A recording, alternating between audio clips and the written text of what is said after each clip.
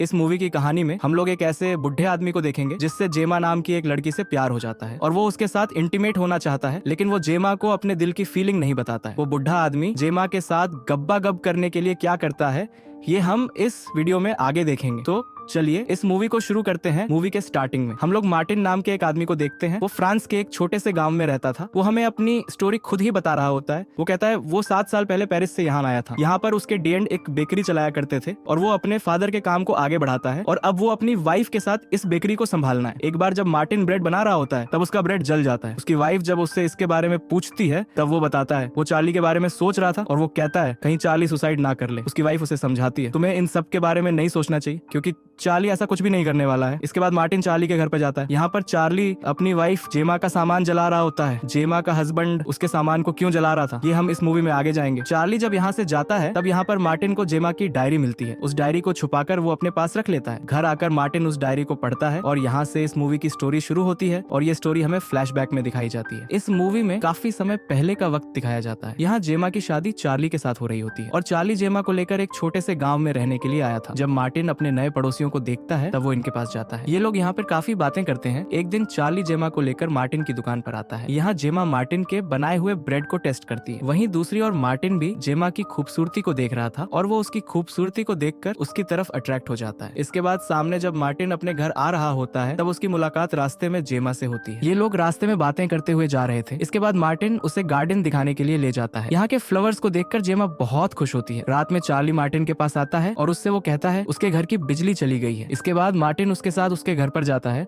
और वहां जाकर वो बिजली को ठीक कर देता है। तभी यहाँ मार्टिन की वाइफ भी उसे ढूंढते हुए आ जाती है। इसके बाद ये चारों मिलकर ड्रिंक करते हैं। ड्रिंक करते हुए मार्टिन बस को ही देखा जा रहा था। इन्हें ऐसे रहते हुए काफी दिन गुजर जाते हैं। एक दिन मार्टिन की बेकरी पर आती है और वो मार्टिन की ब्रेड्स की तारीफ करती है। मार्टिन उससे पूछता है क्या तुम्हें ये जानना है कि मैं इन ब्रेड्स को कैसे बनाता हूँ को बनाते हुए देखने के लिए। हाँ कहती है। इसके बाद मार्टिन उसे पीछे वाले कमरे में ले जाता है जहाँ पर वो ब्रेड्स बनाया करता था। जब ब्रेड्स बना रही होती है तब मार्टिन उससे पूछता है तुम्हें इन्हें बनाने में कैसा लग रहा है। उसे कहती है मुझे इन्हें बनाने में बहुत मजा आ रहा है। मार्टिन इसी रूम में ब्रेड्स बनाया करता था इसीलिए इस रूम में बहुत गर्मी थी। गर्मी की वजह से अपना स्वेटर उतारती है। ये सब देखकर मार्टिन अपने आप पर काबू नहीं कर पा रहा था और उसके मन में हवस जागने लगती है और वो यहाँ को देखे जा रहा था। मार्टिन अपने दुकान के बाद अपना ज्यादा वक्त अपने फैमिली को देता है। जब एक बार वो अपनी बेकरी जा रहा होता है तब उसे रास्ते में मिलती है। मार्टिन से पूछता है तुम इतने दिनों से ब्रेड खरीदने क्यों नहीं आ रही हो। जमा उसे बताती है कि वो डाइटिंग पर है इसलिए उसने कुछ दिनों से ब्रेड खाना बंद कर दिया है। इसके बाद वो उसे गुड बाय कहती है और यहाँ से जाने लगती है, लेकिन तभी उसके पीठ पर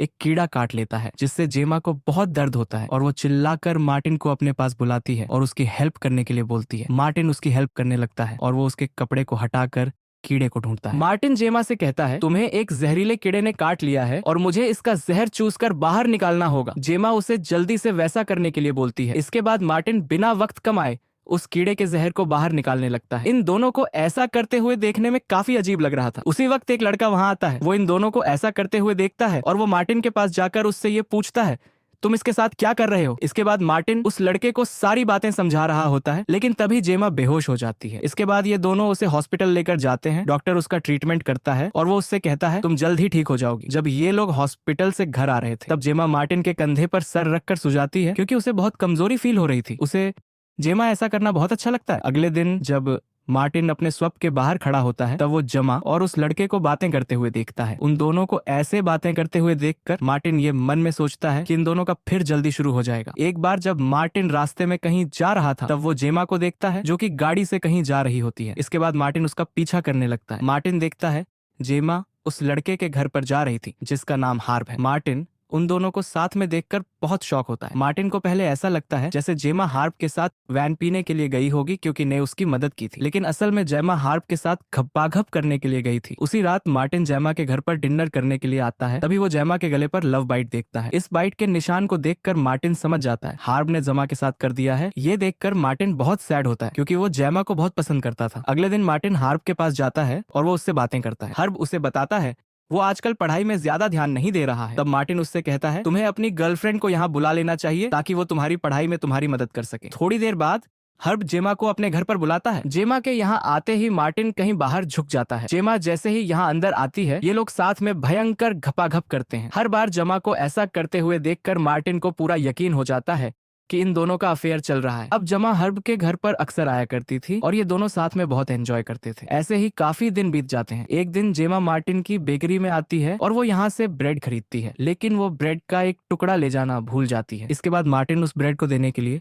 उसके घर जाता है, लेकिन जैसे ही वो घर के पास पहुंचता है उसे कुछ आवाजें सुनाई देती हैं। उन आवाजों को सुनकर वो वहीं पर छुप जाता है। जब वो खिड़की से अंदर देखता है तब वो पाता है हर्ब और जेमा गप्पा घप कर रहे थे। ये दोनों एक दूसरे के काफी करीब थे और जेमा हर्ब को आई लव यू बोलती है, जिसे सुनकर मार्टिन को बहुत गुस्सा आता है। अगले दिन फिर से जेमा हर्ब के घर पर जाती है और ये दोनों जबरदस्त करते हैं। ये लोग घपा घप करते हुए इतने खो जाते हैं कि इन लोगों से हर्ब के मॉम की एक कीमती मूर्ति टूट जाती है। ये देखकर जेमा कहती है वो अपने हस्बैंड से कहकर इस मूर्ति को ठीक करवा देगी। जाते हुए जेमा हार्प को ये बोलती है हम दोनों को यहाँ से भागकर लंदन चले जाना चाहिए। इसके बाद हम लोग देखते हैं जेमा को एक लेटर मिलता है। उस लेटर को पढ़ने के बाद हार्प से मिलने के लिए उसके घर पर जाने लगती है। इधर हार्प की मॉम जब अपने घर पर आती है तब उन्हें उनकी कीमती मूर्ति नहीं मिलती है। हार्प अपनी मॉम को बोलता है उस मूर्ति में स्क्रैच आ गई थी, इसलिए उसने उस मूर्ति को पास कर एक आदमी को ठीक करने के लिए दिया है। वहीं दूसरी जेमा के पास हार्प का मैसेज आता है जिसमें वो जेमा को ये लिखता है मैं तुम्हारे साथ लंदन नहीं आ सकता हूँ।